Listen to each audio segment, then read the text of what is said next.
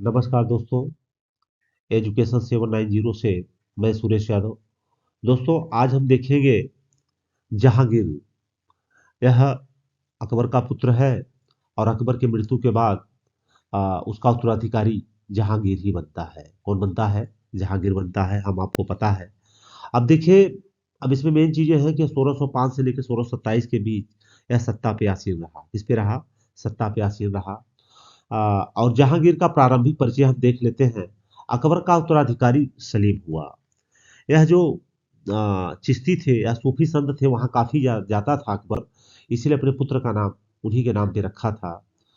24 अक्टूबर 1605 को नूरुद्दीन मोहम्मद जहांगीर बादशाही गाजी इस उपाधि से यह सिंहासन पर बैठता है। जहांगीर का जन्म 30 अगस्त 1569 ईस्वी में हुआ था। कब हुआ था? 30 अगस्त 1569 ईस्वी में हुआ था। यह सब देखिए तो इंपॉर्टेंट नहीं है, लेकिन फिर भी हमें इनकी ये जानना जरूरी है। अकबर ने अपने पुत्र का नाम सलीम सूफी संत शेख सलीम चिश्ती के नाम पर रखा था। इनके नाम पर रख दिया था। जहांगीर को न्याय की जंजीर के लिए याद किया जाता है। यह जंजीर सोने की बनी थी, जो आगरा के किले के शाहबुर्ज एवं यमुना तट पर स्थित खंभे में लगवाई गई थी। यही उसका एक बहुत अच्छा कार्य था कि अगर किसी आदमी की कोई समस्या रहती थी तो वह जाकर के इसको बजा देता था और राज दरबार में जाकर अपनी समस्या बता सकता था। तो यह जहांगीर का एक बहुत सराहनीय कार्य था। जहांगीर द्वारा शुरू की गई तुझू के जहांगीरी नामक आत्मकथा को पूरा करने का श्रेय मौतबिंद खां को दिया गया है। किसको दिया गया है? मौतबिंद खां को दिया गया है। तो ये आप सब ध्यान रखिएगा। अब देखिए, जहांगीर के द्वारा लड़े गए युद्ध। जहांगीर के सबसे बड़े पुत्र खुसरो ने 1606 में अपने पिता के विरुद्ध विद्रोह कर दिया। अब खुसरो एवं जहांगीर की सेना के बीच युद्ध जालंधर क्रिकेट भैरावल नामक मैदान में हुआ। खुसरो को पकड़ कर कैद में डाल दिया गया। किसको डाल दिया गया? इसको पकड़ करके कैद में डाल दिया गया। खुसरो हिंदू ग्रंथों और इनमें बहुत ध्यान देता था। और यह जितने भी हमारे हिंदू संत होते थे या सिखों के गुरु थे, उनके संपर्क में रहते थे। कौन? यह खुसरो। यह अमीर खुसरो नहीं थे, बल्कि यह खुसरो जहांगीर के सबसे बड़े पुत्र थे। खुसरो की सहायता देने के कारण जहांगीर ने सिखों के पांचवें गुरु अर्जुन देव को फांसी दिलवा दी थी। और खुसरो गुरु से गोइंदवाल में मिला था। कहाँ मिला था? गोइंदवाल में मिला था। अहमदनगर के वजीर मलिक अंबर के विरुद्ध सफलता से खुश होकर जहांगीर ने खुर्रम को शाहजहां की उपाधि प्रदान की थी। इसको खुर्रम को शाहजहां की, इसका दूसरे नंबर का पुत्र था। मलिक अंबर के विरुद्ध सफलता के बाद 1622 में कांधार मुगलों के हाथ से निकल गया। शाह अब्बास ने इस पर अधिकार कर लिया था। किसने किया था? शाह अब्बास ने। अब देखिए नूरजहां का जीवन परिचय। क्योंकि नूरजहां भी बीच में आती है, उनका भी काफी सत्ता में प्रभाव रहता है, इसलिए इनके बारे में भी जानना जरूरी है। ईरान निवासी मिर्जा गियास बेग की पुत्री नूरजहां का वास्तविक नाम मेहरुनिसा था। याद रखिएगा, इनका वास्तविक नाम क्या है? मेहरुनिसा था। 1594 ईस्वी में नूरजहां का विवाह अली कुली बेग से संपन्न हुआ और जहांगीर ने एक शेर मारने के कारण अली कुली बेग को शेर अफगान की उपाधि धारण कराई थी। 1607 में शेर अफगान की मृत्यु के बाद मेहरुनिसा अकबर की विधवा सलीमा बेगम की सेवा में नियुक्त की हुई थी। मतलब यह इनकी मां के सेवा में लगी हुई थी। कौन? मेहरुनिसा, जो बाद में नूरजहां के नाम से हुई।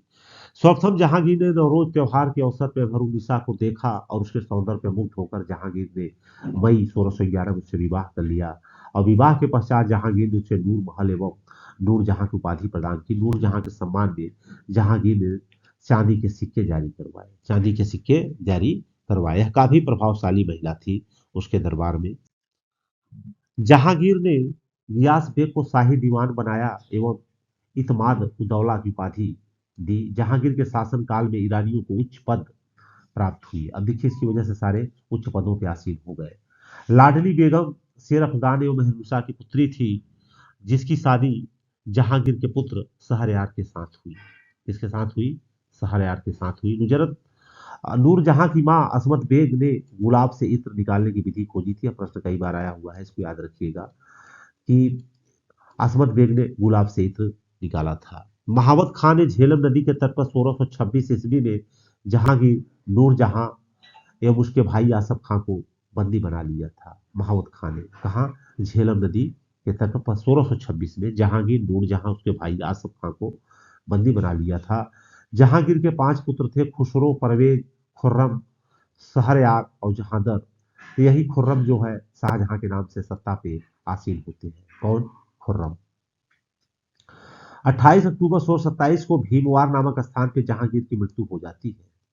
1627 में भीमवार नामक स्थान पर जहां मृत्यु हो गई, उसे शहादरा लाहौर में रावी नदी किनारे क्या दफनाया गया? याद रखिएगा, कहां पे? लाहौर में। ये प्रश्न बनता है, इसको आप सब ध्यान रखिएगा।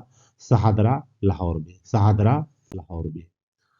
जहांगीर का चित्रकला में योगदान। अब देखिए, इसी के काल को क्या कहा जाता है? चित्रकला का स्वर्णिम काल। क्या कहा जाता है? चित्रकला का स्वर्णिम काल। कई बार है प्रश्न बना हुआ है, इसको आप सब याद रखिएगा। मुगल चित्रकला अपने चरमोत्कर्ष जहांगीर के शासनकाल में पहुंची थी। जहांगीर के दरबार में प्रमुख चित्रकार आगा रजा अबुल हसन है। पूछा जा चुका है अबुल हसन क्या थे? तो यह एक प्रकार के प्रमुख चित्रकार थे। मोहम्मद नासिर, मोहम्मद मुराद, उस्ताद मंसूर, उस्ताद मंसूर, बिशन दास, मनोहर एवं गोवर्धन, फारूक बेग, दौलत। तो देखो, अबुल हसन के बारे में आप ध्यान रखिएगा, यह प्रश्न बना हुआ है। जहांगीर ने आगा राजा के नेतृत्व में आगरा में एक चित्रणशाला की स्थापना की थी। किसके नेतृत्व में? आगा राजा की। नोट: हमजानामा का विषय चित्रकला है। हमजानामा का विषय क्या है? चित्रकला है। उस्ताद मंसूर एवं अबुल हसन को जहांगीर ने क्रमशः नादिर अल उस एवं नादरुजमा की उपाधि प्रदान की। इसने संस्कृत के कवि जगन्नाथ को पंडित राज की, जगन्नाथ मिश्र को इन्होंने पंडित राज की उपाधि दी थी, जगन्नाथ मिश्र को।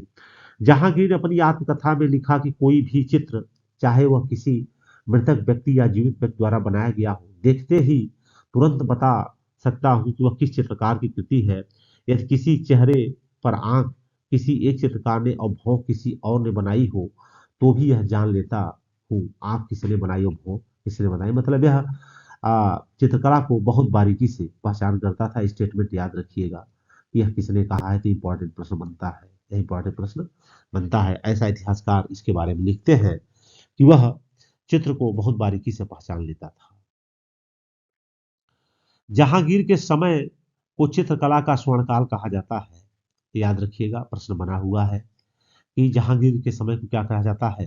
चित्रकला का स्वर्णकाल। और शाहजहां के काल को स्थापत्य कला का। याद रखिएगा, कई बार यह प्रश्न आया हुआ है। इतमाद उद दौला का मकबरा 1626 में नूरजहां बेगम ने बनवाया था। किसने बनवाया था? नूरजहां बेगम ने बनवाया था। मुगल कालीन वास्तुकला के अंतर्गत निर्मित यह प्रथम ऐसी इमारत है जो पूर्ण रूप से बेदाग सफेद संगमरमर से निर्मित है। सर्वप्रथम इसी इमारत में पितरा दूरा नामक जड़ाऊ का काम किया गया था। ध्यान रखिएगा, पितरा दूरा। कौशाम्बी स्तंभ वर्तमान में प्रयाग पर समुद्रगुप्त की प्रयाग प्रशस्ति था जहां की लेख उत्कीर्ण है। इसमें कौशाम्बी स्तंभ जो वर्तमान में प्रयाग पर समुद्रगुप्त की प्रयाग प्रशस्ति और जहांगीर का लेख, इस पे दोनों चीजें उत्कीर्ण है। जहांगीर के मकबरा का निर्माण नूरजहां ने करवाया था। किसने करवाया था? नूरजहां ने। जहांगीर के शासन काल में कैप्टन हाकिस, प्रथम अंग्रेज sir Thomas Roe, William Finch, Edward Terry जैसे यूरोपीय यात्री आए थे। तो याद रखिएगा कि यहां से स्टार्ट होता है अंग्रेजों का आना। कैप्टन हाकिंस जहांगीर के ही शासन काल में आए